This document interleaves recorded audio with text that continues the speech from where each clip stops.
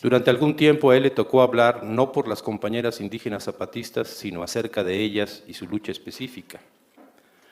Esas veces ellas hablaban a través de él. Malo o bueno, eso les corresponde decidirlo a ellas. Si se sentían representadas o no, ellas juzgarán. Afortunadamente ahora y desde hace muchos años son las mismas compañeras las que dicen su palabra. Hemos escuchado ahora una especie de extracto de la genealogía de la lucha como mujeres, como indígenas y como zapatistas. 3 generaciones de rebeldes zapatistas, no solo contra el sistema, también contra nosotros. Faltan en esta mesa al menos otras 2 generaciones. La una debe andar entre los 12 y los 15 años y son las que luego serán promotoras de educación o de salud, o escuchas, o tercios compas, o insurgentas, o lo que la creatividad de los pueblos zapatistas vaya abriendo como espacio rebelde y libertario. Hay otra generación más, las niñas zapatistas, que andarán rondando los 8 años y cuyo torpe retrato estoy tratando de dibujarles con Defensa Zapatista, esta niña irreverente que sintetiza 4 generaciones de lucha y que es, al menos por ahora, impredecible. Al contarnos su historia, las compañeras han sido generosas porque no han dicho una parte, o si acaso solo la han mencionado. Me refiero a nuestra resistencia como varones zapatistas, nuestra resistencia contra ellas, nuestro terror al ver cómo iban rompiendo moldes y esquemas y se iban saliendo, sin pedir permiso, del papel que el sistema, pero no solo el sistema, también nosotros les habíamos impuesto.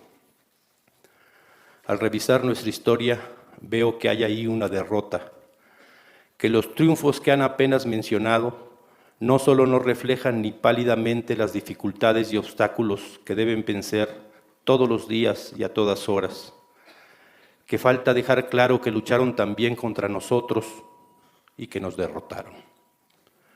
Por eso, detrás de su historia está también nuestra visión, la visión de los vencidos. Aunque no del todo es cierto, porque como la hidra, estamos dispuestos a recuperar nuestra antigua posición, aprovechando cualquier resquicio, cualquier signo de debilidad, cualquier síntoma de que han bajado la guardia. Y yo, que sintetizo mejor que nadie el machismo y el sexismo zapatista, porque lo hay, como lo hay el sexismo de izquierda y o el sexismo libertario, me pongo a pensar en las posibilidades que tenemos como género de recuperar lo perdido. A cada derrota que nos han infligido he dicho, volveré y seré millones, pero cada vez éramos menos.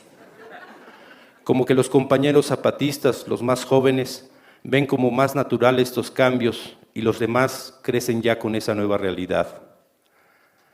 Pienso que tal vez podríamos convencer a la comandanta Miriam que ya no participe en el Comité Clandestino Revolucionario Indígena, Comandancia General del Ejército Zapatista de Liberación Nacional.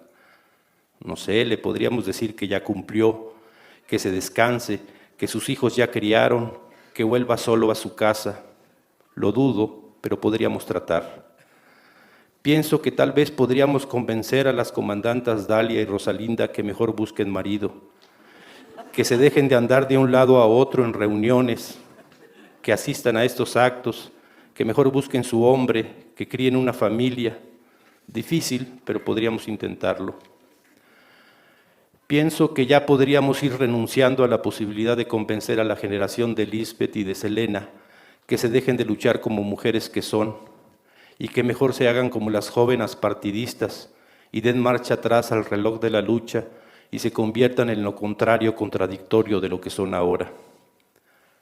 No se me ocurre siquiera cómo podríamos dirigirnos a la generación de la Toña, la Lupita y la Estefanía para decirles que mejor no estudien, que mejor aprendan a tortear a mano en lugar de saber usar el celular, la computadora, las videocámaras y el internet para la lucha zapatista. Y miren, les voy a ser sincero, de la niña Defensa Zapatista solo se me ocurre compadecer a quien sea su marido o su marida.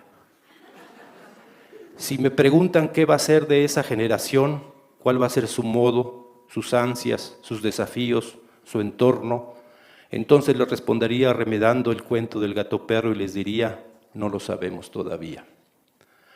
No me queda sino advertirle al Pedrito que las zapatistas con las que se relacionará en años serán más otras y que una posición defensiva no le hará daño.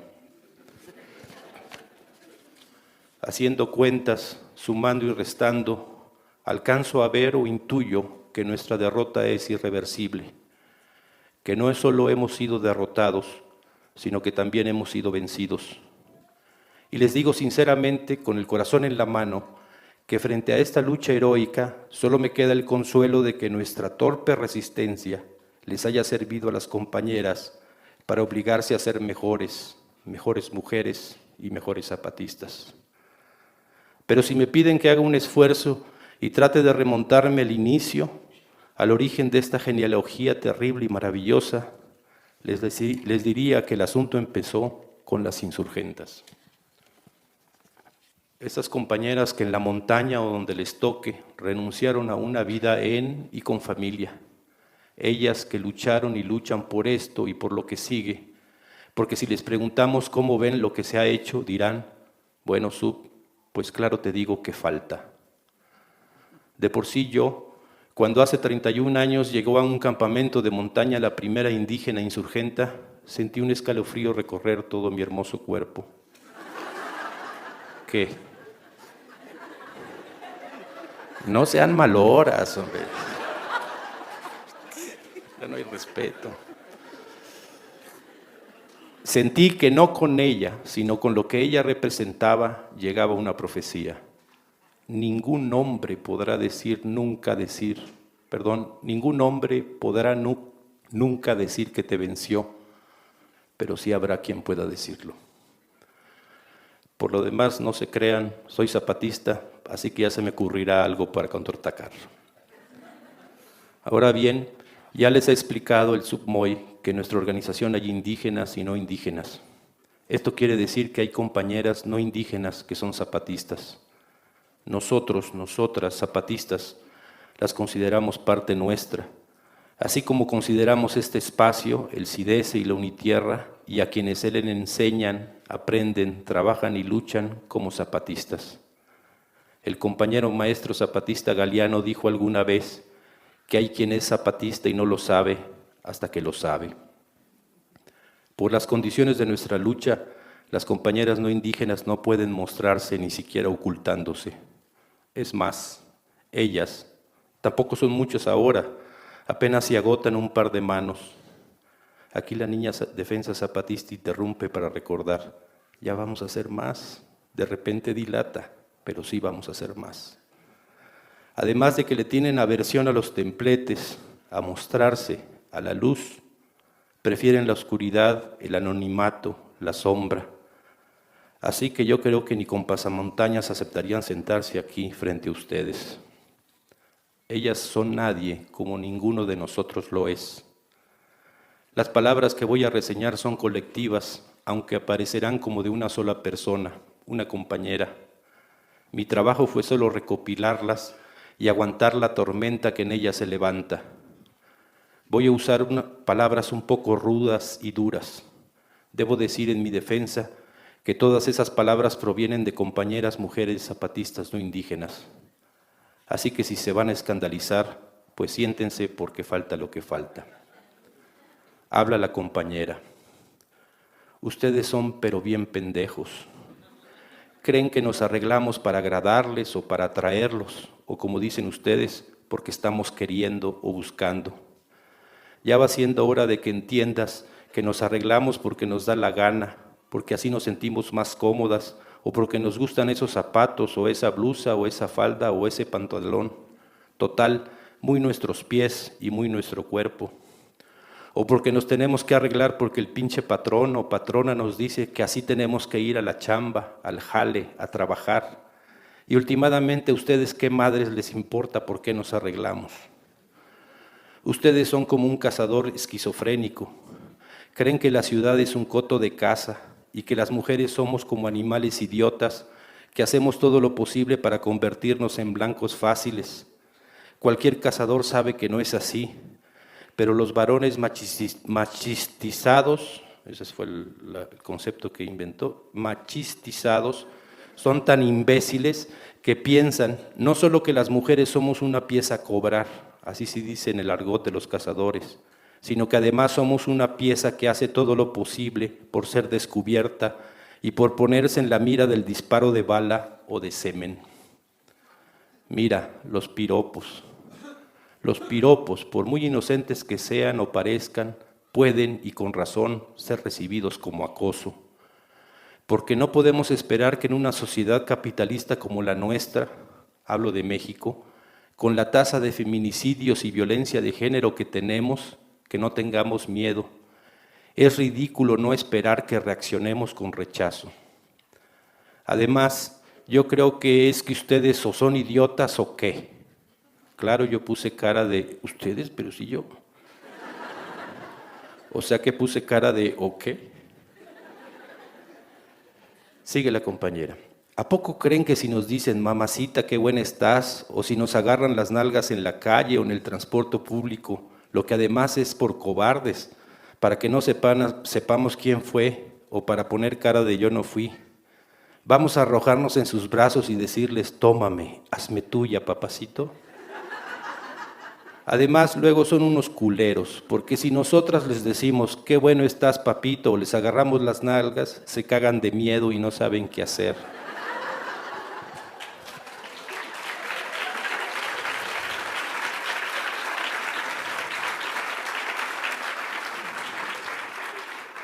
Ustedes no quieren ligar o tener sexo, ustedes quieren dominar, mandar, violentar. Y luego creen que somos tan idiotas como ustedes, porque llegan con su rollo de, oyes compañera, está muy bueno eso de la lucha, explícame más. Ah, bueno. ¿Y por qué no vamos a tomar un café y seguimos platicando? Es que eres muy inteligente. Y nosotras pues explicamos. Ustedes de güeyes piensan que es porque queremos con ustedes y no tardan en salir con su, oye, pues yo quiero contigo, y etcétera. Y entonces cuando les decimos que no va por ahí la cosa, que solo era para platicar, salen con su pinche vieja lesboterrorista. Lo que necesitas es una buena acogida para que te dejes de pendejadas, pinche vieja, ni que estuvieras tan buena. Algunas partes de lo anterior las copié textualmente de una plática en Twitter entre una mujer que explicaba algo del feminismo y uno de sus followers, un machito cibernético, pues. Imagino que después le dio block, mute y un follow. Se lo enseñé a la compañera y me dijo, así es de por sí, pero no solo en Twitter, también en la realidad. La compañera no paraba. Claro, yo, bien hombrecito, aguantando la embestida. Yo solo pensaba, tamagre. Y esta no fue zapatista cuando niña. Ahora imagínate a defensa zapatista cuando crezca. Claro, soy macho, pero no güey. Solo lo pensé, pero no dije ni pío. Sigue la compañera. Sí, tienes razón cuando dices que luego las mujeres somos más crueles con otras mujeres comparadas con los hombres. Que usamos insultos machitas para referirnos a otras mujeres. Que les decimos puta, ofrecida, robamaridos, o como en tus películas de Pedro Infante, motivosa. Que todas son palabras que ustedes inventaron, pero no dices que todo es un proceso, que en las comunidades indígenas las mujeres fueron y están construyendo su propio camino sin que nadie les diga cómo, o les dé órdenes, o les imponga manuales y recetas. Bueno, pues también nosotras estamos aprendiendo. Y la cultura que nos jode por sus pendejadas de ustedes, también nos jode en nuestra cabeza. Y tal vez por eso es que luego hay tantos feminismos como mujeres, porque cada quien su modo, y cada una tenemos nuestra propia historia, nuestros fantasmas, nuestros terrores, y ahí vamos buscando cómo pelearlos y vencerlos. Y ustedes, frente a nuestra lucha, pueden ponerse a modo o no. Pero fíjate que dije frente a nuestra lucha, o sea que no son parte de nuestra lucha. Por muy sensibles y receptivos que sean, no pueden ser feministas, porque nunca van a poder ponerse de este lado, nunca van a menstruar, nunca van a desear o temer embarazarse, nunca van a parir, nunca van a padecer la menopausia, nunca van a sentir miedo de salir a la calle a plena luz del día, de pasar frente a un grupo de hombres, nunca van a nacer, crecer, vivir con el temor que surge de ser lo que se es. Y no es que deseemos no ser mujeres, o que maldigamos el haber nacido mujeres y que hubiera sido mejor nacer hombres. No, lo que deseamos y luchamos por ello es que podamos serlo sin que eso sea un pecado, una falta, una marca, algo que nos predestina ya a estar siempre en la defensiva o a ser víctimas directas. Así que no me vengan con que hay hombres feministas. Hay hombres más a modo, sí, pero no feministas. Cuando esos hombres me traigan una toalla femenina manchada de su sangre menstrual, entonces hablamos y tal vez ni así. En el entretanto yo he mirado con atención el cuerpo de la compañera. No le estaba viendo las nalgas o los pechos, estaba viendo los brazos, las piernas y viendo qué tipo de calzados, qué tipo de zapato calzaba. Calculaba yo el alcance e impacto de un puñetazo o de una patada. El cálculo fue vertiginoso, así que me retiré a una distancia que yo consideraba prudente. Estaba brava, pues. La compañera tenía lágrimas en los ojos, pero no eran lágrimas de una víctima, eran de coraje, de rabia. Recordé entonces las lágrimas en los ojos de las compañeras y compañeros frente al cadáver del compa Galeano, las lágrimas de los familiares de los ausentes de Ayotzinapa cuando nos cuentan su historia. La compañera ni siquiera tomó un pañuelo. Con la manga del brazo se limpió las lágrimas y continuó. Sí, ya sé que me vas a decir que la culpa es del pinche sistema capitalista, pero también pinches ustedes que nada hacen, que son unos dejados. Ahí andan con que es muy importante luchar contra el sistema y ustedes también son el pinche sistema. Ustedes y nosotras también. Pero nosotras no andamos de dejadas, al menos resistimos. Ustedes ni eso. Por haraganes y convenencieros, por culeros. Y sí, ya sé que eso es un insulto machista, pero les arde y por eso se los digo. Y mira, te voy a decir lo principal, nos los han enseñado nuestras compañeras de las comunidades zapatistas. Porque luego también nosotros somos culeras, que pensamos que estamos mejor o que sabemos más o que no estamos tan jodidas y entonces queremos darles clases de feminismo, enseñarles a luchar por sus derechos. Esas son mamadas. No tenemos nada que enseñarles por muchos libros o por muchos tweets o por muchas mesas redondas o encuentros. Y las compañeras, cuando vamos o cuando vienen, no nos vienen a decir qué hacer, ni nos critican, ni nos malmiran, ni nos malhablan, como dicen ellas. Nos hablan y nos dicen que quieren aprender. Dime si no te jode eso. Si nosotras no tenemos nada que enseñarles, ellas nos dicen con su lucha propia, con su historia, que cada quien su modo. Cuando nos cuentan sus historias nos dicen, así somos nosotras, pero cada quien su modo. Lo más cabrón es que con su lucha nos cuestionan, nos preguntan, nos dan un madrazo de esos que se agradecen porque nos avientan un ¿y tú qué? Que te da para abajo y te da para arriba de una forma que olvídate del síndrome premenstrual. Lo que nos hizo a mí y creo a otras acercarnos al zapatismo no fueron las compañeras, o sí, también las compañeras zapatistas, y no porque quisiéramos ser como ellas, pero ni modo, también tienen que ver los pinches compañeros zapatistas. Lo que pasa es que el zapatismo es bien cabrón, porque te hace que quieras ser mejor, pero sin dejar de ser lo que eres. Te dice y te preguntan, aquí estamos nosotras haciendo esto aquí, ¿qué estás haciendo tú allá? Y el zapatismo no anda con mamadas que gorda, que flaca, que alta, que chaparra, que prieta, que güera, que fresa, que reventada, que vieja, que joven, que sabia, que ignorante, que campesina, que ciudadana. Y créeme que no hay amor más cabrón que ese, que te respeta, que te ama justo como eres, pero te envenena, porque al mismo tiempo te hace que quieras ser mejor persona, mejor mujer.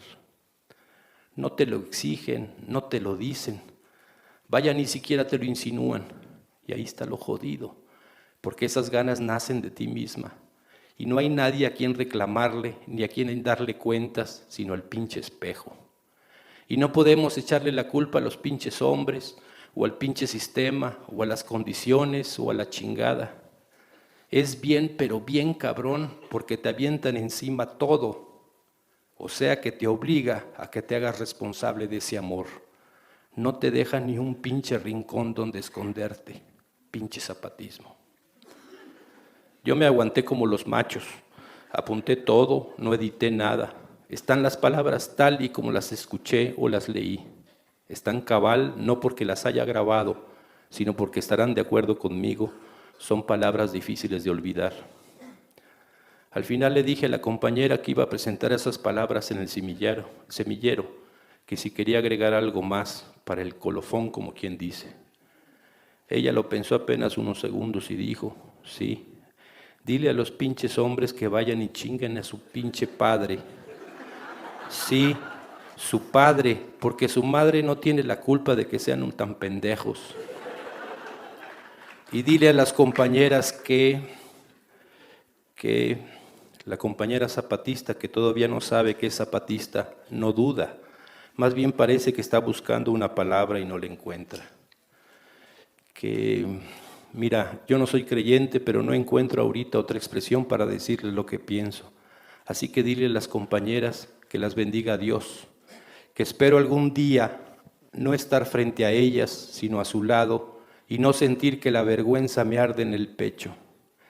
Que espero que llegue el día en que cuando me digan compañera, sea por lo que soy, porque lo soy. Y ya, porque tengo que ver lo de los tercios compas y hacer lo de la revista, subir los comunicados a la página, transcribir la grabación, la revisión del texto, la artesanía, ir a la reunión, a la chamba, al jale, al trabajo, a la lucha, siempre a la lucha. ¿Ah? Y dile al gato perro que si se vuelve a orinar la silla, me va a oír. Se fue la compañera, yo me revisé para ver si no tenía ninguna fractura o hemorragia, si no tenía ninguna herida, si no había perdido nada además de la soberbia. Viendo que mis hermosas partes estaban cabal, me vine a la computadora a escribir estas palabras. Claro, antes le avisé al gato perro que se vaya buscando un país donde no haya tratado de extradición. Y ya, con esto queda demostrado que los hombres siempre tenemos la última palabra y es gracias, gracias a las insurgentas, gracias a las mujeres zapatistas, indígenas y no, gracias a las compañeras de la sexta, gracias a las compañeras que no son de la sexta, pero igual luchan. Gracias.